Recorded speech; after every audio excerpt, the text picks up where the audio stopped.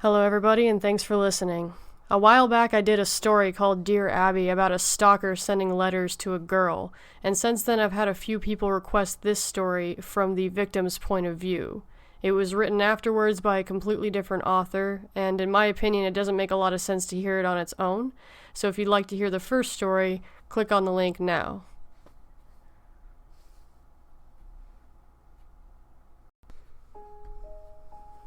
Dear Diary, this was a tiring day. I had to work late, until about 10 in fact, and that prick Mr. Richards didn't even mention paying overtime, but I couldn't care less. Something wonderful happened.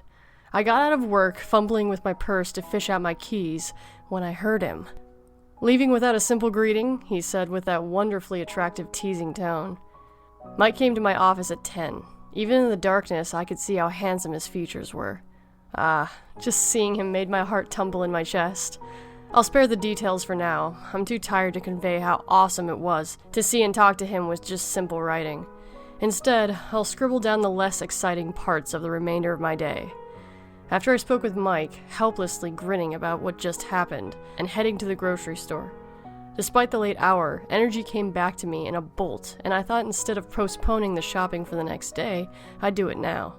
By the time I was at the cashier, I was still stupidly happy that I even chatted perhaps a little too friendly to the packing guy. He even asked me my name. I guess just encouraged by my bubbly state. I couldn't help it though. I keep thinking about how he smiled at me, stroked my cheek and looked into my eyes. I of course mean Mike, not the packing guy. God, I'm growing so tired. I should head to bed before I write anything silly tonight. Good night. Dear Diary, I can't believe it. It's been one damn day and everything goes downhill. Everything sweet that happened yesterday had just vanished in less than 24 hours. Damn him. Each time I get my hopes up about him, he does something that screws everything up. Today I saw him during the lunch break. I was out with a few colleagues and we decided to go to Ben's. I somewhat insisted on going there. And just as I thought I foresaw something bad coming, I saw him. Having an intimate lunch with Jessica, and laughing cheerfully at something she was telling him. Can you imagine how frustrated I am? I don't think I even want to write about Mike. I get more and more frustrated when I think about it. One day he's overly flirting, and the next... Even the packing guy at the grocery store seemed more sincere. What the hell am I even talking about? I'm taking my frustration out on a notebook. I'm going to sleep. Night. Dear Diary, I'm kind of freaked out. I've been having bad enough days already, and today I was told by the security lady that some guy has been asking for me quite frantically, and repeatedly asking my room number. Like the crap at work and stuff with Mike wasn't bad enough. I have a stalker now? As the lady told me the story, I felt a chill run down my spine and instinctively looked over my shoulder. Most likely my imagination, but I thought for a split second someone was staring at me from the darkness. I guess the thought itself just scared me, but I don't think I'll sleep well tonight. I might as well focus on the remaining work I brought home with me. It feels off though. Why would someone want to see me so badly? I hope this is just work-related, or a very insistent mailman or something. Speaking of mails, I keep forgetting to check my mailbox. It must be stuffed with bills and advertisements now. I should empty it sometime. Who knows? Maybe I'll find the answer to the frantic caller. Anyway, best grab a cup of coffee and get down to work. Later. Dear Diary. Okay. Last night was a disaster. I'm losing my mind. Someone or something is clearly stalking me. I don't even know what's going on, but I didn't sleep a blink last night. I know it sounds insane, but when I was in my room last night, I swear to God I heard someone breathing heavily. Almost like heavy panting someone would experience after running a mile. First I thought I was imagining it. I even thought maybe I was hearing my own breathing, but even when I held my breath, it was still there. Now it's kind of impossible for me to hear breathing through the thick walls of the apartment complex, so immediately I looked towards the vent. I mean, whatever it was, it had to be coming from there, unless it was in the room itself. The thought rooted me to the ground and froze the blood in my veins. I swallowed down the thickness in my throat and I waited for a few quite painful moments. Then the noise was gone. I can't even describe how freaked out I was the first few moments, and then I slowly started to rationalize the situation. I've been having long days at work, my mind often crowded with some troublesome thoughts, and this little stalker theory that I've been having, from what the security lady had told me, was adding up to my already stressed state. I probably imagined it. Perhaps it was some sort of heat shift in the ventilation shaft that caused the noise, and I thought it sounded like heavy breathing. I don't know. No matter how hard I try to get some proper shut-eye, my mind keeps torturing me, and I found myself staring towards the ventilation shaft. The lack of light in the direction doesn't seem to be helping me. Maybe I'll have a thorough look in there sometime midday on the weekend or something, just to be sure. All I can think of now is proper night's sleep. I guess I'll have to collapse soon. Oh, and one final note. Screw Mike. I'll be better off without him for a while. Dear Diary, this is not normal. Something's really off, and I don't really want to stay in my apartment anymore. I'm on the verge of losing it, for it's evident that someone's after me. Someone who has access to my goddamn apartment.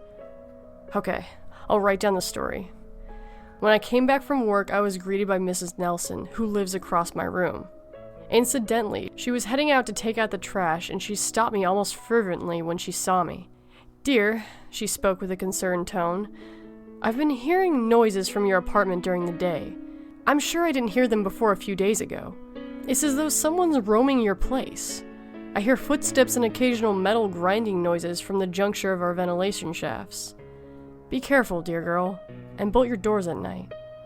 As this wasn't concerning enough in itself, she gave me a very worried squeeze on my arm and looked at me as though I was in a lot of trouble. God damn it. My hands are shaking. I'm giving up writing for a while. What the hell?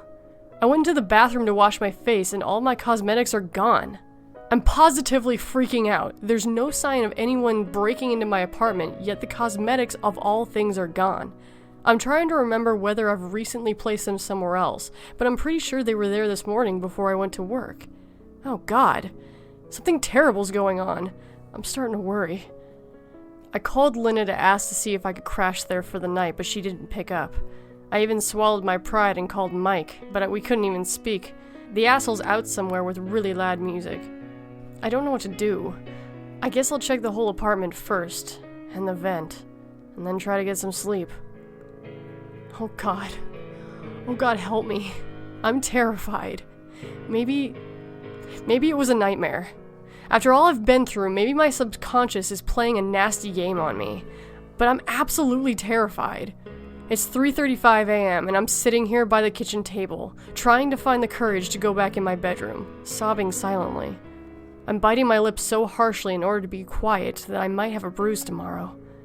I guess it was a dream, but I swear, right before I woke up, from an uneasy slumber I felt as though someone were watching me. You know that feeling you get when someone's staring at you? Even if you aren't looking in their direction, you sense it and peer towards them. It was something like that. Then I felt it. I felt a cool hand touch my cheek. Slick, cold, and somewhat trembling fingers brushed my cheekbone before I jolted awake. I felt the trail of them on my skin. Disgusted by that, and the stench in my room of sweat and something else. I don't even want to describe what I thought it was. Swallowing down the bile in the back of my throat, I slowly stood up and cautiously left my room after picking up the notebook. Now I'm in the kitchen. I'm definitely not going back in my bedroom tonight. I'll sleep on the couch instead. I wish the trembling would go away. Dear Diary, I need to get out of my apartment now. Move out, go somewhere far away, quit my job if I have to, and never go back. I'll move to another state if I have to. Hell, I'll move to another continent even. This has gone too far, and I'm not staying one more minute in that place. I'm currently staying at Linda's, and the first thing I plan to do in the morning is to go back to my apartment, pack my things, and get the hell out of there. I woke up this morning from a horribly disturbed sleep, half dead due to the combination of the past sleepless nights. I just put on some clothes and went straight out, skipping breakfast, and obviously makeup, since I don't even have any. Anyway, dull day at work, and even if something interesting was happening, I was too tired to notice. I even had to endure an angsty lecture from Mr. Richards due to my dropping performance, but I couldn't have cared less. I nodded it off and got out of work. driving with my eyes half closed to my apartment. When I arrived at my place, the security lady stopped me, and much to my shock and dismay, she grabbed my arm and dragged me into a small room behind her desk. She started whispering to me, frantic, scared, and agitated. "Miss Merritt, I can't keep it to myself anymore, despite how scared I am," she said with her eyes wide and her hands shaking. "A few days ago, a creep came by. I did tell you about him, remember? Kept asking about where you were?" She rubbed her face before she continued. "Well, he came by again later that night, after you came home, and he asked for your room number again. I, of course, didn't tell it to him at first, but then he held a knife to my throat. I'm really sorry, Miss Merritt. I was scared, and you couldn't tell me this before?" I snapped, barely able to control my voice despite her pleas for me to calm down. "There's someone stalking me, possibly in my apartment now, and you, as the goddamn security, didn't tell me this before. You didn't call the police? I'll have you fired, Janet. I swear I'll have you fired," I continued as I broke out in a cold sweat. Disregarding her apologies and pleas, I tore myself from her and got out of the back room and started to ascend the stairs quickly. The thoughts whirling in my head, I opened the door to my apartment and went in. I was more agitated than anything else when I got into my room. And suddenly, I stopped upon seeing a letter on my desk. My stomach dropped, and the air escaped my lungs in a wheezing sound as I stood there, all muscles and bones petrified in one large chunk of stone. After a few seconds, I mustered the courage to walk to my desk, and I picked up the letter. "Dear Abby, I saw you this morning, and I didn't sleep a wink last night. You were too enthralling. I spent the whole night watching you. I couldn't help it. Any time I tried to look away, my eyes seemed to be drawn back a few seconds later." My vision blurred due to the tears welling up in my eyes. In that note, it said that this person had been lurking in my goddamn apartment. He was responsible for all the shit that was going on in my apartment, and even at that very moment, he could have been there. I stood my ground paralyzed for a few moments before I started to look around my bedroom. I grabbed the flashlight and checked the ventilation shaft under the bed, but there was nothing there. I raked my fingers through my hair. I looked around in desperation before checking the note again. At the bottom of it, there was a single sentence that made my skin crawl. "Oh, I forgot to mention. I'm making something special for you. Check in your closet after you read this." I stood motionless for a long time before I slowly walked towards the closet with wavering steps. For all I knew, he could have been hiding in there, waiting for me, and the very thought made me feel faint. I thought I was gonna fall. I dragged my feet for what seemed like 15 minutes. Meanwhile, picking up a porcelain piggy bank from the nightstand, the only heavy enough object I could find in case I had to hit somebody with it. With a shaky hand, I reached out and drew the door slowly at first, but then I yanked it wide open. There was no one in there. Releasing a breath that I had been holding for God knows how long, I let the relief sink in for a brief moment, till I saw it. On the bottom of the closet, there laid what seemed to be an eerily compiled scrapbook. It looked like something straight out of a horror movie, with weird handwriting carved into the front cover with a sharp-tipped object. It read, "Abby and Jay forever." By now, I was feeling horribly sick and frightened. I flipped through the pages of the scrapbook, and each page made me more and more scared. In it, there were pictures of me, taken while I was sleeping and changing. In addition to that, there were his pictures. Couple pictures in which their faces were replaced with our portraits, including the picture I had with Mike, but with his picture awkwardly glued on Mike's. And the worst, a strand of my hair taped to the page. After moments of terrified sobs, I threw myself out of the apartment. I didn't even take my coat, just my purse and keys.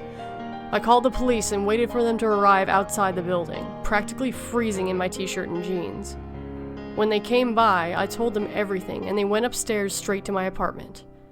After a fair amount of investigation, they told me they found no trace of anyone in my apartment, but they would keep investigating the matter, taking the scrapbook for fingerprints. My stomach rolling in dread, I called up Linda and went straight to her place. She was understanding when I told her about what was going on, and told me I could stay at her place for as long as I wanted. But I'm going away tomorrow morning. I even booked my plane tickets to Atlanta, where I'll stay with my cousin for a while. I called out of work and Well, I'll probably be fired, but I don't care. I just need to get away from this nightmare. Now that I think about it, the name Jay, the pictures, they were awfully familiar. I definitely saw him before. Oh well, it doesn't matter. I'm getting rid of him forever tomorrow, whoever he is. Dear Diary, I'm rid of him for good. Ha! You should have seen it. The fucker met his maker. Ha! I'm smudging the page with blood, but whatever. It's only the herald of my victory because it's his blood. I'll quickly describe what happened. I went home this morning to pack up my things, but I was suddenly rendered unconscious from a hit to my head. When I woke up, I'm in this bunker of sorts. Looks like a storage room. Then I saw him. I saw his psycho face, his eyes glistening in pure madness as he stared at me. Then he began to smile this horrible, sick, and victorious smile. I was terrified for a moment. I almost instantly began to cry, but then I saw my resolve. A knife was there beside me on the floor. Without thinking, I jumped to my feet, made a run for it, and grabbed hold of it. The next thing I know, I gutted the sick bastard. He looked at me with widening eyes, and I, almost enjoying my bloody victory over him, stabbed him again and again and again. He finally fell to the floor, even then, laughing like the psychopath he is before choking on his own blood. Now, here I am, sitting, waiting, trying to gather my thoughts and writing down the details of my victory. I'm rid of him forever. I can get in my bed and sleep for days if I wanted without having to think of that damn fucker. I'm even starting to enjoy the stains of blood on my fingers. They remind me of my power, my freedom.